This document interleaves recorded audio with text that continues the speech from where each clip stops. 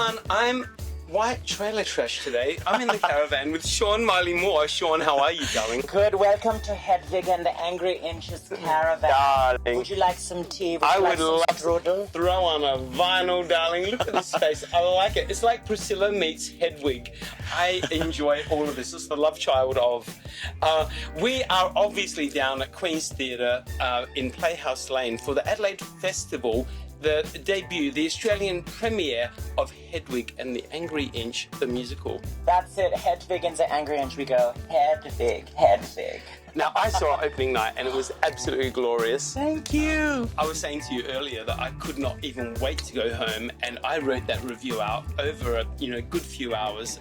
I didn't get to bed till 3 o'clock that morning because of you. Thank you. No, it's been an absolute wild ride. The chaos, the color, the camp, and the charisma that is Hedwig Schmidt. It is an absolute honor to be playing this role. It remains a trailblazer of queer cinema, queer musical theatre, and to put on the blonde wig and be your Hedwig here in Australia at this very moment in time is an absolute honor. So I'm happy. You're always happy. I've never seen. I can't even imagine you in a bad mood. I could not imagine it. I'm sure there's moments, but you keep it hidden in the cupboard. John Cameron Mitchell obviously wrote this story a good few decades ago now. I saw the movie when it first came out. John Cameron Mitchell, amazing. How does the movie, or how does the musical, I should say, how does the musical differ to the original movie in any way, or does it not? Wow, well, I mean, the John Cameron Mitchell and Stephen Trask, absolute legends in their game, and as I said, this is a trailblazer of queer cinema and queer musical theatre, but the heart of it is the music that is Hedwig and the Angry Inch. You know, she says in the show, my first love is music, and Stephen Trask has done amazing work to bring, greats like Bowie, as you can see on the wall over there. Yes. Tony Tennille, Debbie Boone, Patti, Tina, Yoko, Aretha, rock and roll diva legends. And, it is these musical pioneers and divas that allow us queer people to survive. We have all our beautiful greats, and the power of music to queer people and people in general liberate us to give our beautiful potential. And that's the beauty of the show is the power in its music. And speaking of the music, the soundtrack is absolute killer. Absolute killer.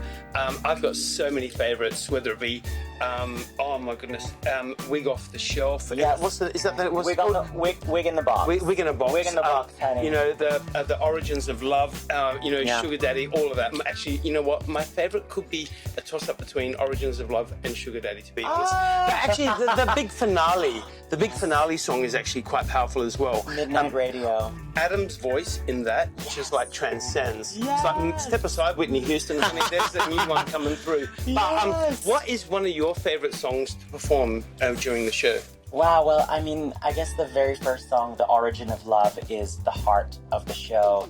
Hedwig is on a search to find their other half, finding it in Tommy Gnosis and Luther and all these people, but through their journey, they realize that they don't need other people to complete them. It's all within themselves, and The Origin Love is just an absolute ethos of a song. It talks about the origins of time and people and three sexes, and it's just so... I kind of look at it as my Avatar song. It's just so brilliant, and like the stars, the universe, and the origin of love, and I'm sure everyone can relate to that, is wanting love and finding that love in someone else, but ultimately is finding the love within yourself. And once you reach that, then you've got the world at your fingertips, honey. Isn't that incredible, Seann? Because, obviously a piece like this, there's so many messages people can take away from it. Yeah. And obviously that's the message that you take away, yeah? Mm-hmm. But it is about acceptance. It's about, opening your eyes to, a bigger, crazier world. And, everything's okay, right? That's it. I think we're all trying to find our place in this big, bad world. I mean, through Hedwig's story, she's a survivor. She says it with her and Yitzhak, we are a couple of survivors. And what they have gone through the world telling them to put on the wig, telling them to, get this botched, horrific surgery for them to be free in America. They're constantly, the world telling them to be this. But throughout the process, once, the wig comes off, she cuts, her ties with Tommy and cuts these kind of behaviors that she's learned, hurt people.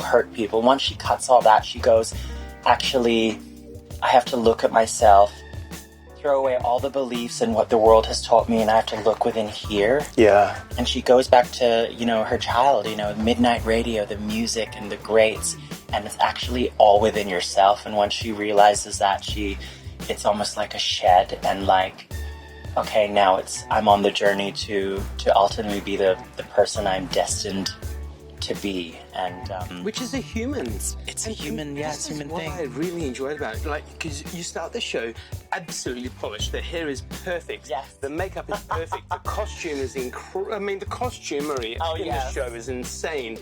And then Ford, shout out, honey. End the show, absolutely deconstructed. There's no wig. The makeup is dripping off your face. Yes. You put in a powerhouse. You're up and down the stairs. You're up and down off the stage. Yes. You're like sliding across the floor on your knees at one point. I was like, holy moly, you got stockings on. What's going on? Totally.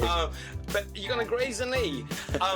And then you end the show like absolutely deconstructed and just a bare raw human being essentially. Which is, and you know what? That's the message that I see at the end of it. That we all put on this facade. We all put on the drag, whatever that may be. For whoever, but underneath all of that, we're just a human being, flesh and bones, and that's what I take away. 100%. Like, you are enough, you are whole, and it's a powerful thing. It really is. So to be on the journey and the evolution is exciting, and I'm excited for it to evolve and keep coloring in all the boxes and all the craziness and beauty of it. I mean, this experience has been both liberating, fabulous, but fucking scary. But trying to go through the maze and the labyrinth that is Hedwig has been so transformative, physically, emotionally. But I'm excited for the challenge and continuing to let it evolve, because I've always kind of said I'm still held hostage. I'm still held hostage as Hedwig, but I'm excited to get in the driver's seat. But that's just where I'm at. But it's been such a crazy, chaotic, colorful challenge, and baby, here you are.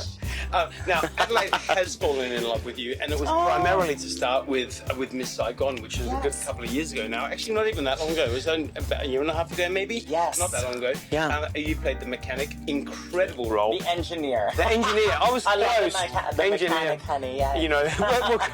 We go by many names. She played all the roles. And that's when Adelaide fell in love with you.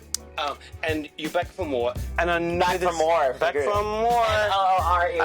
Boom. There are so many more exciting things that I know that you're going to be revealing. Adelaide is not done with you yet, darling. No. Because there's so many exciting things on the horizon. But in regards to this show, tell everyone watching, why should they get out and buy a ticket for Hedwig and the Angry Inch, the musical? Oh my God, Hedwig and the Angry Inch, your girly boy from East Communist Berlin, the internationally ignored Hedwig. I mean, my God, it is an absolute cracker of a night. The color, camp charisma, and chaos that is Hedwig. It's a rock and roll night. Baby, put on your denims, your blonde wigs, and it's a fabulous fucking night, let's be real. And of course, I'm starring in it, Seann Miley Moore. So book your tickets, get here to Queen's Theatre at Adelaide Festival. Hedwig and the Angry Inch is here. Seann Miley Moore, everyone. It's down at the Queen's Theatre, Playhouse Lane, in the city, just off Curry Street.